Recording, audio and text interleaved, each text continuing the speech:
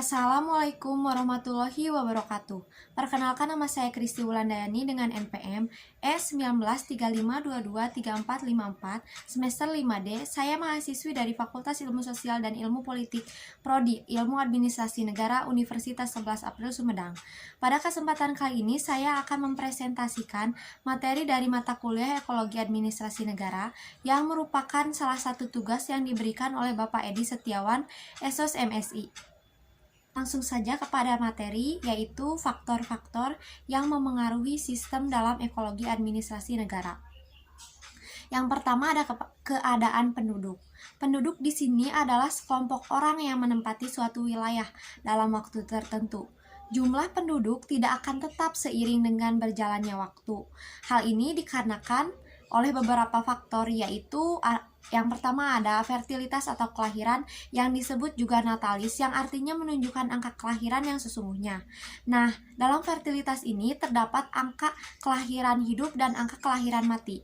Adapun faktor penunjang tingkat kelahiran di sini, yang pertama pernikahan usia muda, yang kedua ada besarnya angka kematian bayi. Karena dengan banyaknya bayi yang meninggal akan menyebabkan terdorong orang tua untuk memiliki banyak anak. Yang ketiga adanya penilaian yang tinggi terhadap anak.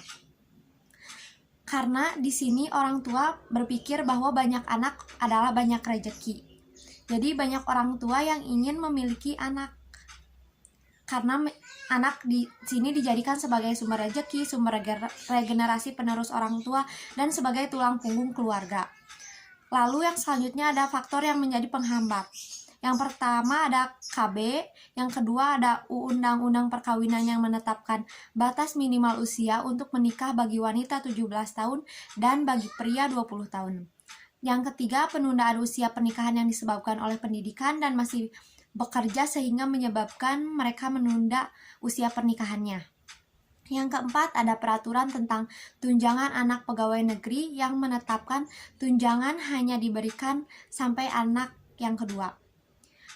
B. Kematian. Selanjutnya yang mempengaruhi pertumbuhan yaitu kematian. Di sini ada beberapa faktor penyebab kematian.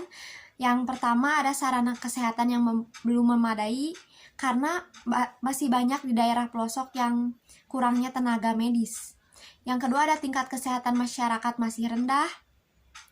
Yang ketiga ada kurangnya gizi makanan. Karena pada zaman sekarang sebagian penduduk lebih banyak makan makanan yang cepat saji dan kurang bergizi bagi kesehatannya. C. Migrasi penduduk. Migrasi penduduk merupakan perpindahan penduduk dari suatu wilayah ke wilayah yang lain yang bertujuan untuk menetap. Berikut di sini ada alasan yang menyebabkan terjadinya migrasi, yaitu ekonomi, politik, sosial, agama, dan kepadatan penduduk.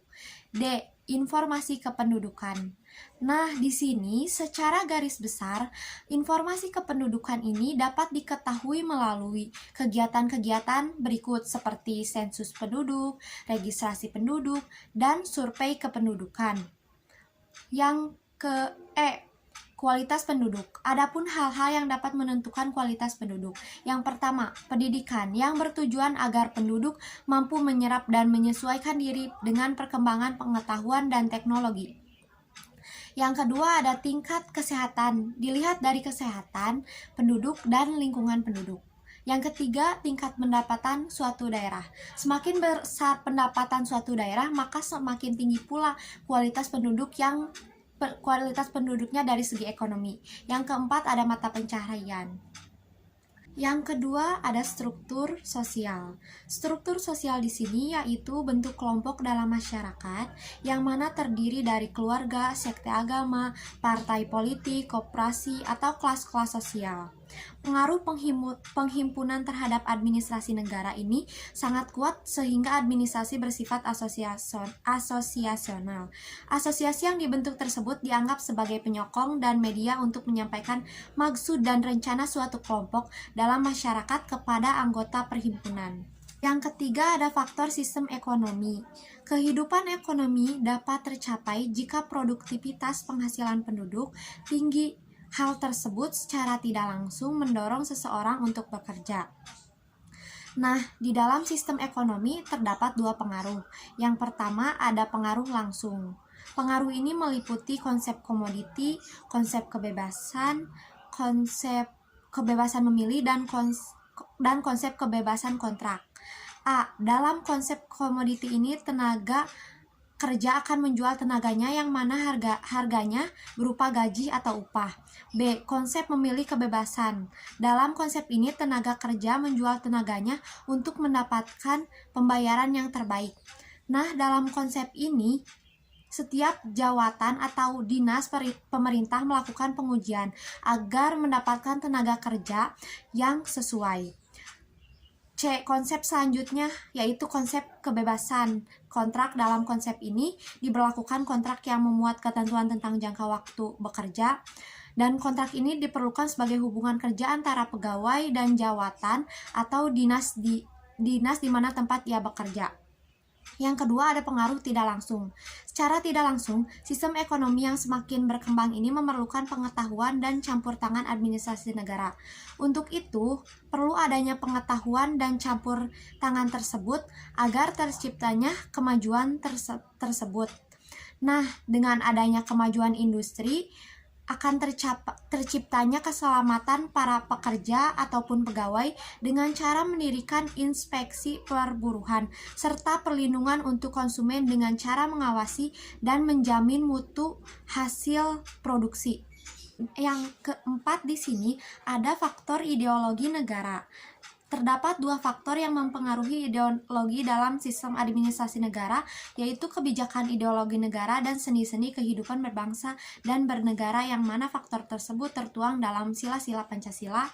Yang pertama ada ketuhanan yang Maha Esa, yang kedua kemanusiaan yang adil dan beradab, ketiga persatuan Indonesia, keempat kerakyatan yang dipimpin oleh hikmat kebijaksanaan dalam permusyawarahan perwakilan, dan yang kelima keadilan sosial bagi seluruh rakyat Indonesia.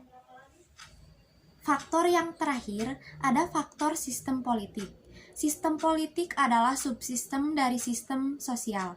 Ilmuwan politik memusatkan perhatian pada demokrasi dan totalitarianisme. Dan perlu dicatat juga bahwa pembela paham demokrasi dan pembela paham totaliter sama-sama berpendapat bahwa administrasi negara merupakan alat perlengkapan yang berada di bawah pengawasan organ politik yang sedang berkuasa. Terima kasih atas perhatiannya. Mohon maaf bila ada kesalahan. Wabillahi taufiq wal hidayah. Wassalamualaikum warahmatullahi wabarakatuh.